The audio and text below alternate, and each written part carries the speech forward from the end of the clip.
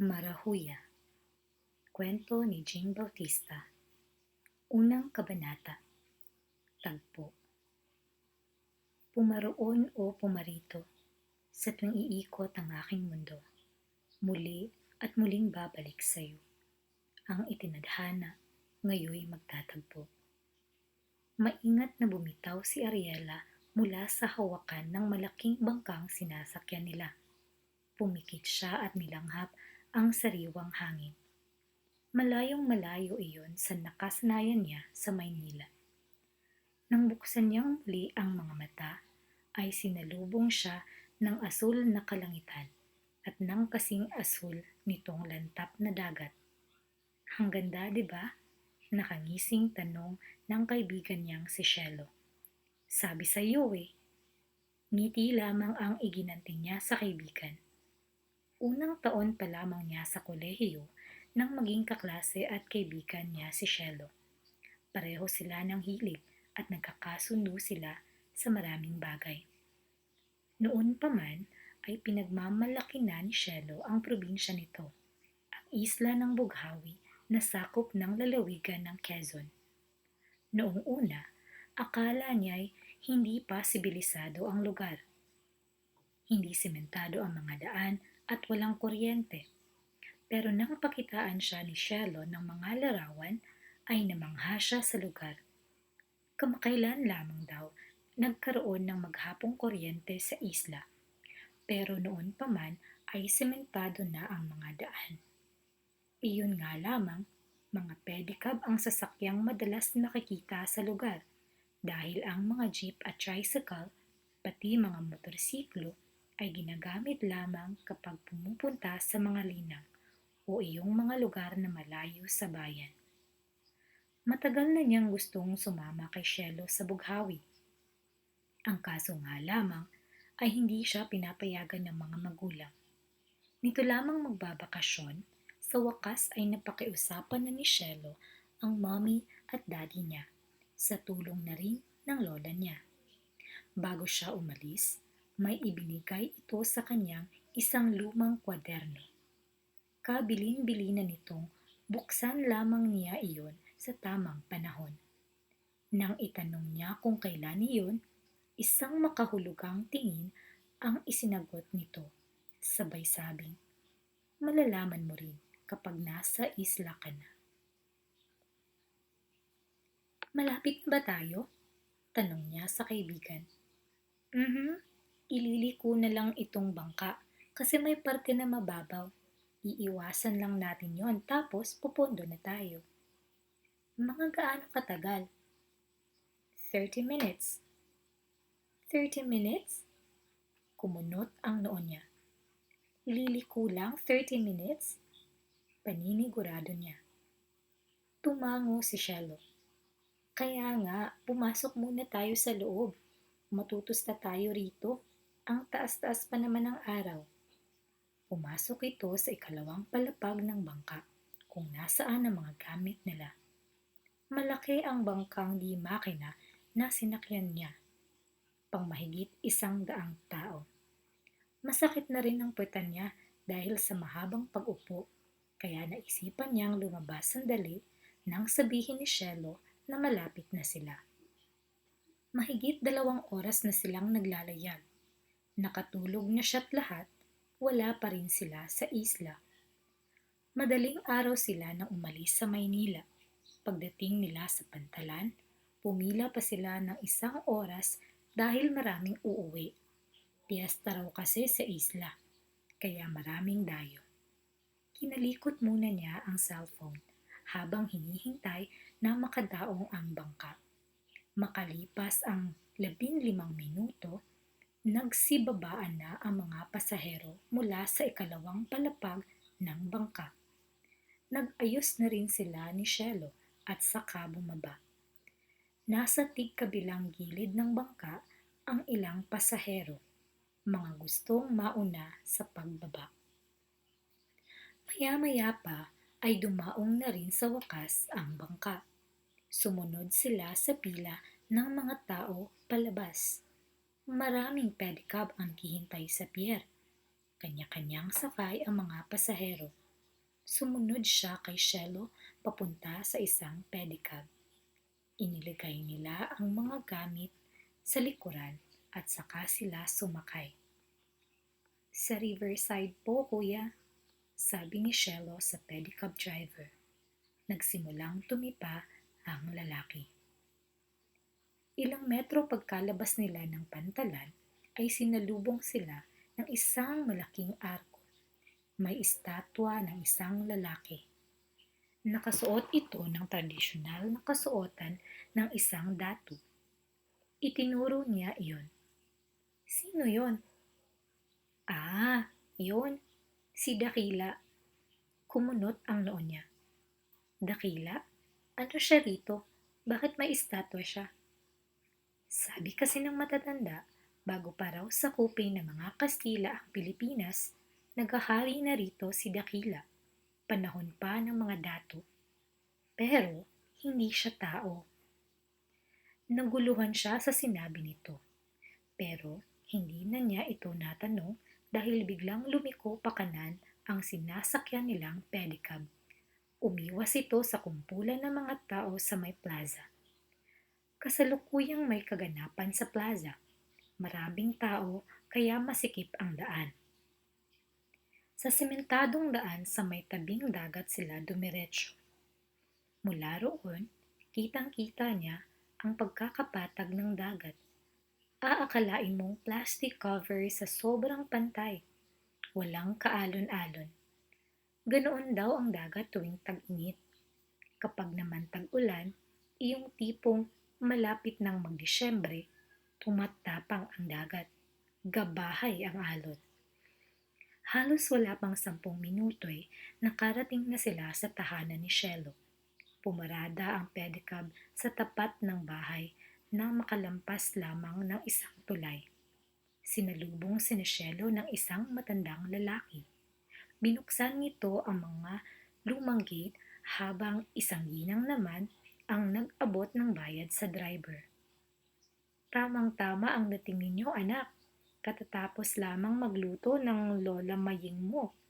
Bungad ng ginang habang labit-labit nito ang isa niyang bag. May katulong na kumuha noon mula sa dalawang matanda.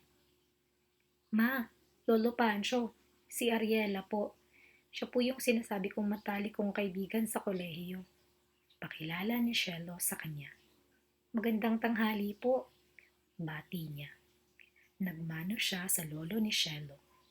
Nang akmang magmamano rin siya sa ina nito, ay bigla siya nitong hinila at niyakap. Maligayang pagdating sa Isla Bughaw, iha. Humalik ito sa pisngi niya. Kumusta naman ang biyahe ninyo? Mabuti po, wala pong kaalon-alon. Nako, payapa talaga rito tuwing kapistahan ni Dakila. Muli siyang napatingin kay Shelo nang mabanggit ang pangalan ni Dakila. Pero ang kaibigan niya ay nagpanguna na patungo sa hapagkainan. Gutom na raw ito. Kumalam ang sikmura niya nang makita ang mga nakahain. Halos lahat ng nandoon hindi pamilyar sa kanya, pero nakakainganyo ang amoy. Pinais, itinuro ni Shelo ang isang platong may nakapatong na dahon ng saging. Nasa loob noon ang ginataang laman ng niyog na may halong hipon. Pinuto naman daw ang tawag sa laing na tuyo ang pagkakaluto. Binutno, ginataang dahon ng gabi na pinagpatong-patong at ibinubuhol. Sinantol, ginataang santol. Mayroon ding sinigang at adobong baboy. Tapos, ang mga panghimagas, pinaltok at sinukmani. Mahilig kayo sa ginataan, no? Puna niya. Specialty namin yan. Marami kasing mga niyog dito, kaya lahat ng lutong ginagamitan ng niyog, alam naming lutuin. Kumain ka ng marami, iha. Magiliw na sabi ng ina ni Shelo. Pagkatapos magpahinga, mainit pa kasi sa labas. Mamayang gabi, pumunta kayo sa plaza at manood ng dula. Ipinagsandok pa siya ng ginang ng kanin. Ito raw si Ginang Estrella Cruz, bunsong anak ni na Lolo Pancho at Lola Maying. Si Lola Maying ang namuno sa pagluluto ng mga pagkain. Maputing maputi na ang buhok ng matanda at kubado na rin ito, pero matalas pa rin kung tumingin. Bahagya siyang nailang dahil nakatingin lamang ito sa kanya habang kumakain siya. Hindi naman siya nito kinakausap mula pa kanina. Mabilis niyang tinapos ang pagkain kahit ayaw na niyang tumayo dahil masarap ang pagkakaluto. Naiilang talaga siya sa matanda. Nang ayain siya ni Shelo para sa bakuran manghimagas ay mabilis siyang tumayo at sumunod dito. Umupo sila sa malapad na duyan na nakasuspinde sa pagitan ng dalawang malaking punong mangga. Masungit ba si Lola Maying? Tanong niya sa kaibigan. Hindi naman. Ganon lang talaga siyang makatingin sa mga bagong dayo. Nangingilatis. Pero mabait yon. Binibigyan ako lagi ng pera nung bata pa ako. Ngumiti siya. Ang sarap dito sa inyo. Walang polusyon. Ang sarap huminga. Tumawa si Shelo. Totoo. Kaya minsan ayaw ko nang bumalik sa Maynila eh.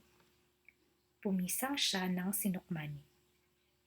Pero curious talaga ako dun sa estatwa kanina. Ano nyo ba yun? Patron saint? Hindi naman santo si Dakila. Ano siya? Nagkibit balikat ito. Hindi ko sigurado eh. Parang bantay siguro ng buong isla. Kwento ni Lola, si Dakila raw yung dahilan kung bakit maraming nahuhuling isda at kung bakit maraming naaaning palay. So, supernatural entity siya. Tumango si Shelo.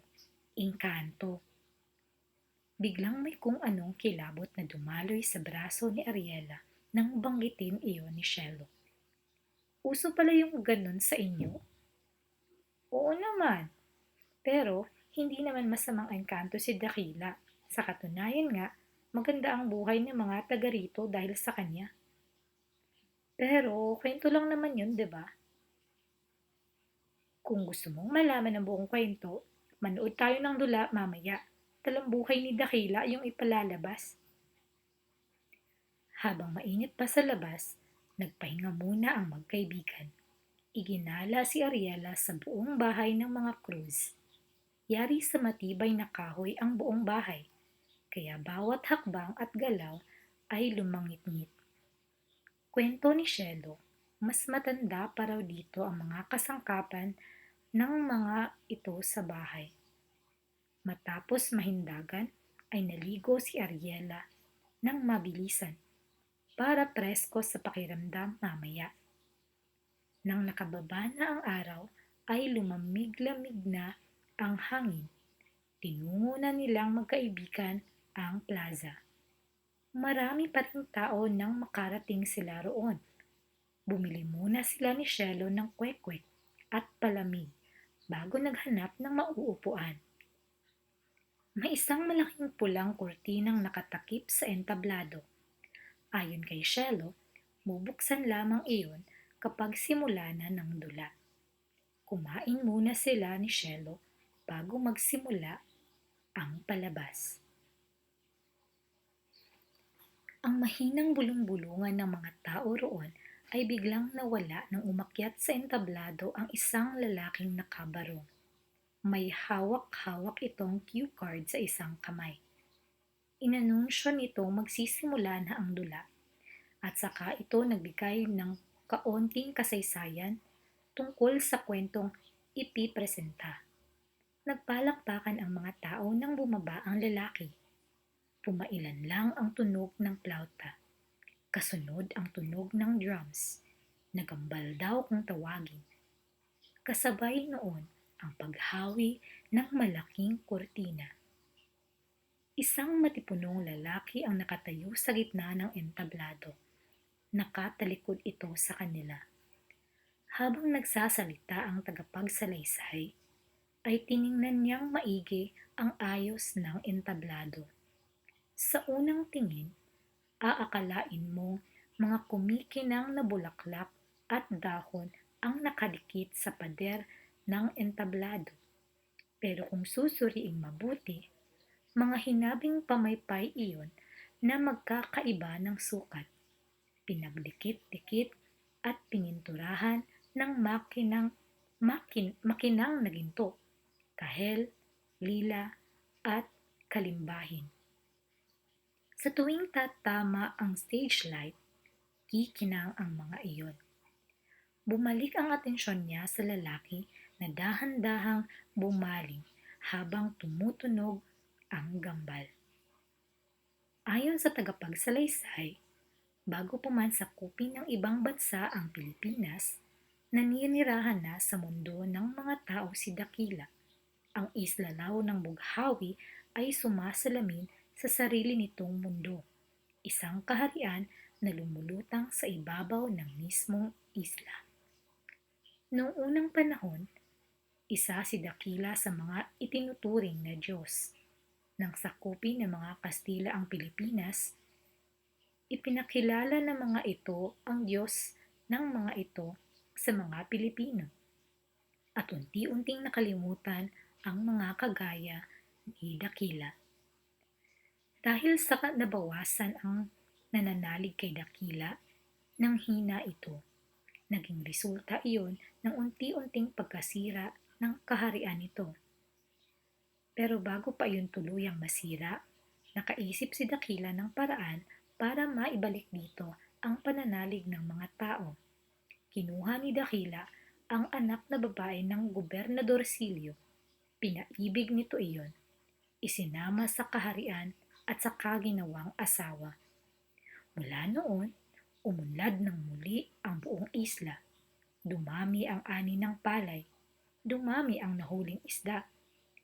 Ayon sa matatanda, kapag maayos ang lagay ng kaharian ni Dakila, maayos din ang lagay ng kanilang bayan. Sabi pa ng tagapagsalaysay, mula noon ay may narinig ng bulong ang mga taong bayan, isang kasunduan. Kailangan daw ng mga ito mag-alay ng isang dayuhang babae kada 50 taon, kapalit ng masaganang ani at maunlad na buhay sa isla. Dayuhan, dahil mahal ni Dakila ang mga taga-Bughawi. Napapitlag si Ariela nang mapansing nakatitig sa kanya si Shelo. Ngumisi ito. Ano, takot ka na ba? Baka hindi ka na makauwi sa inyo. Inismeran niya ang kaibigan. Kwento lang naman yan. Sa pamahiin, naniniwala ka, pero sa kwentong bayan, hindi. Shhh! Saway ng matandang lalaki sa harap nila. Masama ang tinging ipinukol nito sa kanila ni Shelo. Siniko niya ang kaibigan. Ikaw kasi. Ibabalik na sana niya ang atensyon sa entablado nang may mahagip ang mata niya. Maraming taong nakatayo sa gilid ng plaza dahil kulang ang mga upuan. Isa sa mga ito ay isang matangkad na lalaki. Wala namang kakaiba sa itsura nito, pero hindi ito mukhang ordinaryo. May katangkaran ang lalaki. Maganda ang tindig. Nagkapamulsa ito habang nakatingin sa kanya. Alam niyang sa kanya ito nakatingin. Ramdam na ramdam niya. At ang nakapagtataka, hindi pa man sila nagkakakilala, ay alam na niya ang pangalan nito. Para bang ibinulong ng hangin. Isagani. Isagani.